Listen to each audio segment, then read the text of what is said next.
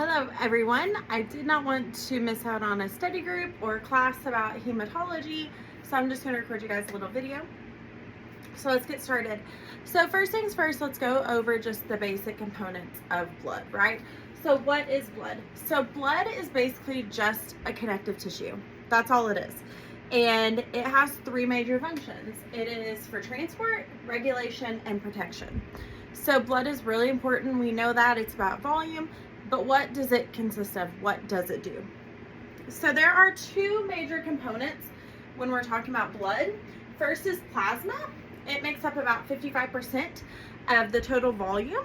It includes water, proteins, electrolytes, nutrients, gases, waste. And there's two different kinds when we talk about plasma.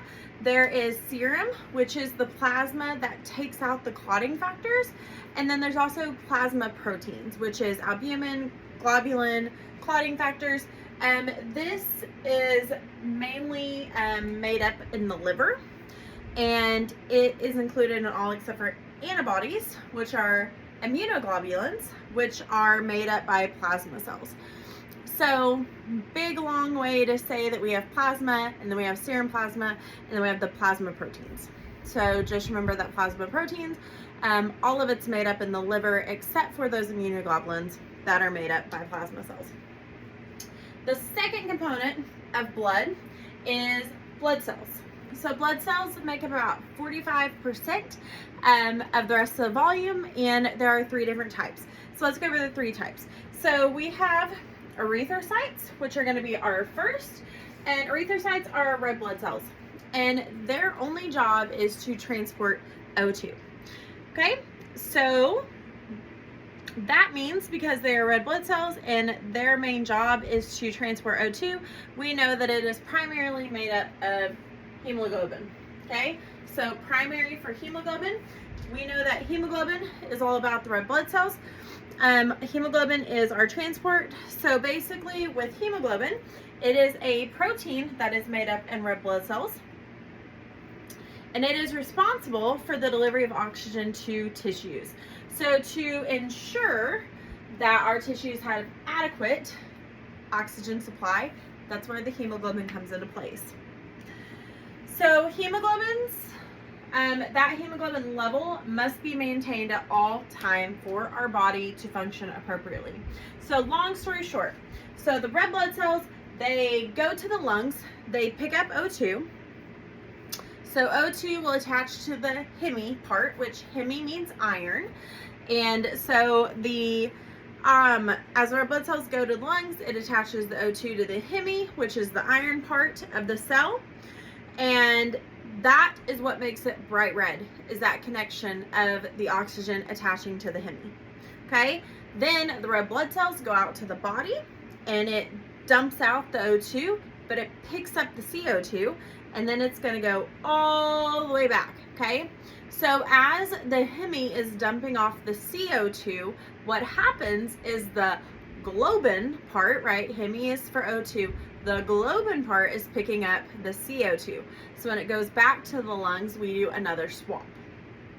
All right. So globin is a simple protein. And so it's really good to pick up that CO2 to take it back. And so as you can imagine, it goes back to the lungs. CO2 gets dumped off. Heme picks up O2, and then the red blood cells are going back. Another term that I want you to be comfortable with, so erythrocytes are red blood cells. We need to know about erythropoiesis. So erythropoiesis is the red blood cell production. Okay, so this is stimulated by hypoxia. So low oxygen levels in the body are actually what stimulates erythropoiesis, which is the development of the red blood cells. And it is actually controlled by erythropoietin, which is a growth factor that is released by the kidney. So you may notice as you guys have been in clinical that a lot of our chronic kidney disease patients have low hemoglobin. That's because our kidneys are the ones that pretty much stimulate the process, right? So for the erythropoietin, which is that little factor that we need to produce, we need it for our erythropoiesis, if our kidneys are not functioning correctly, they cannot produce erythropoietin, which is what we need for erythrocytes. The same thing is going to go for the fact of our red blood cells are actually coming from our bone marrow. So if we have people that have a lot of musculoskeletal issues, that could also be a reason why we do not have great hemoglobin levels. The next one that we're going to talk about is the red blood cell maturation. So we have a reticulocyte, which is an immature red blood cell, and it takes about 48 hours for this to mature at a rate and for adequacy for the red blood cells overall. Then we have hemolysis, which is the destruction of the red blood cells. Okay, this can increase the bilirubin, and that is due to the bilirubin being in red blood cells. So normally, a liver can actually excrete all of this built up dead red blood cells into the bile itself. But if our liver isn't functioning well, we'll have an increase in bilirubin. And what we know about this increase in bilirubin is just we have a destruction of red blood cells and our body is not getting rid of that waste appropriately. Let's talk about our third kind of blood cell we have. We have leukocytes. These are our white blood cells. And what the white blood cells do is it protects our body from infection. Leukocytes come from our bone marrow, and it is broke up into 4 different categories. And so really this is kind of like a good song and dance that we have with our white blood cells, the different types of white blood cells and what they do. So first one we're going to talk about is a neutrophil. And you guys have seen these on our CBC differentials that we run, and you'll actually see a breakdown. So this is what all of this means. So the first one we have is actually a neutrophil. And so what the neutrophil does is it actually goes and it engulfs and starts to digest and it starts to kill all those unwanted organisms. So our neutrophils are kind of our first responders in this, that they're going to go directly to the site, they're going to engulf it, they're going to kill it, they're going to destroy it, and then hopefully it's not a problem anymore.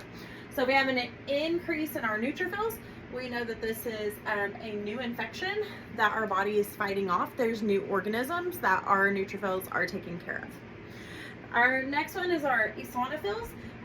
Their primary job is to attack parasites, but also they activate if we have an allergic response. So if somebody is having a very big allergic reaction, or they are, primarily it's an allergic reactions. And so if you have somebody that has had allergic reaction to something, or there is a parasite, our eosinophils are going to be elevated. The next one we're talking about is the lymphocytes. So this is where we get into beta cells and T cells. I love a good beta cell T cell moment.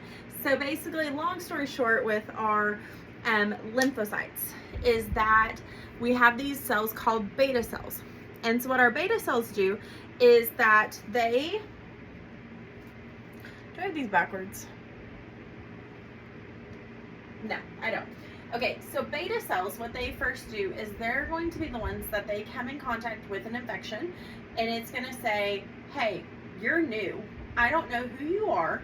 I'm going to go ahead and kill you, and I'm going to store my memory cells back and just say, yes, I know who you are. Okay, so beta cell, they're the ones that they go attack it, and then they kind of put it into their memories.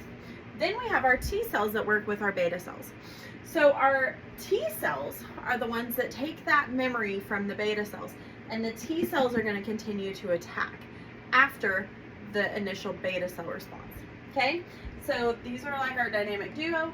The beta cell is going to be our primary, beta is a primary, and then we have our T cells, which remember, and they just keep it going, keep it going, keep it going.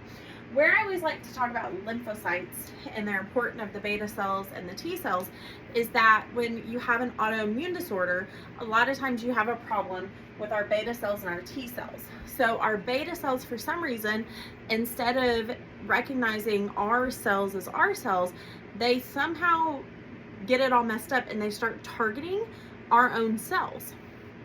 And so that becomes a problem because then that becomes an autoimmune response, that the beta cells and the T cells keep attacking our native cells.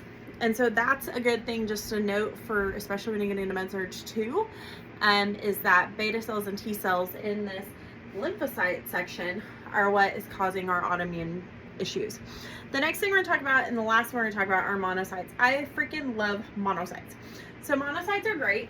I call the monocytes the garbage trucks because literally their job is, as all these things are going and killing everything, the monocytes are coming up behind and cleaning everything up. That is really what they do. They're just cleaning up dead cells. That's all a monocyte does. And then the last thing we're going to talk about in our blood cells, because we talked about erythrocytes and leukocytes, is our thrombocytes. And our thrombocytes are platelets. Okay, so they promote blood coagulation. And so, sorry about that. So one thing that I have right up here in the corner, you can't really see it because my ring light was shining on it. My house is dark, I'm sorry. Is coagulation versus a clot. And so I've had this conversation come up several times just kind of in passing. I've kind of overheard a few people talking about it. And I'm just going to go ahead and use hematology to talk about it. And so coagulation and clot, it basically means the same thing. The only difference is that coagulation is the process for blood to clot. It is where blood starts to turn into that gel, which we know is a clot, where a clot is just a clot. So coagulation is the process to get to a clot, where the clot is just a clot. All right, so let's talk about anemia. So anemia, you notice I drew a lovely umbrella. If you can't tell, this is an umbrella. I do an umbrella because anemia is an umbrella term, okay? So anemia itself is not a disease. And you can tell right here on our umbrella, we wrote not a disease because anemia is not a disease. Anemia is just what it says it is. It is a low red blood cell count. Therefore, we have a low hemoglobin and a low hematocrit. Okay, so anemia, and that's why I love hematology, because a lot of times it's just umbrella terms to talk about. So anemia itself just means that there's a low red blood cell count. It just means that our hemoglobin is low, our hematocrit is low, but we can break that down further and understand that morphology is the cell characteristics could be a cause, or an etiology could be a cause, a actual cause. So anemia, umbrella term, and we break it down further into morphology or etiology. Okay, so a cell characteristic or a cause for the anemia. So just remember, anemia itself is not a disease. So when you guys write anemia on your paperwork, a lot of times, or tell me that your patient's anemic, a lot of times it's going to be followed up by what type. Because anemia just means that there's a low hemoglobin, correct? So let's go a little bit further. So mild anemia is where you have a hemoglobin between 10 and 12. On this hemoglobin 10 and 12, your patient will be asymptomatic, okay? Could be that they have some symptoms, but most of the time they're just going to be asymptomatic. Moderate anemia, which is 6 to 10, your heart and your lungs are going to try to start increasing the production of red blood cells, right? Because that is what's happening. We know that our lungs are a big part in putting O2 onto the heme part of the red blood cell, and then we know that our heart is responsible for pumping all that blood around. So because we have that hypoxia, our body starts to trigger and say, I need more oxygen, I need more oxygen. So therefore our heart rate is going to increase, but because we have a lower level of red blood cells or a lower level of hemoglobin, our patients are going to start to get fatigued, because as we know, what happens when cells don't have oxygen is they start to die, and they start to have that decrease in their energy level, and so our patients are going to start to be fatigued. Then we have our severe anemia, which is under 6. At this point, your patient should have already gotten a blood transfusion when they're in the moderate anemia, but things happen. So our severe is under 6. This is where we're going to see those really big systemic reactions. So they're going to be pallor, they're going to be very pale, they're going to be jaundiced, because what do we know is that our bilirubin is more than likely increased. Could be because of the destruction of those red blood cells, our body not getting rid of it, or maybe the red blood cells are just being killed off at a very, very fast rate. We never know. And so your patient could be jaundiced, and then they'll have an increased heart rate, increased respirations, and these are very, very fast. Normally it's 120s or higher. Respirations are at least 25 to 30. and then they are very short of breath. And they are short of breath because the body is trying to trigger more and more hemoglobin to be produced, and it is also just trying to get oxygen wherever it can. And so because our lungs are what gives our hemoglobin the oxygen, they're just going to be short of breath, and because they are breathing so fast and so much. But also keep in mind that they are also hypoxic. And so because of hypoxic, the body is trying to overcompensate, and so they will start breathing faster, but it's not going to ever be enough.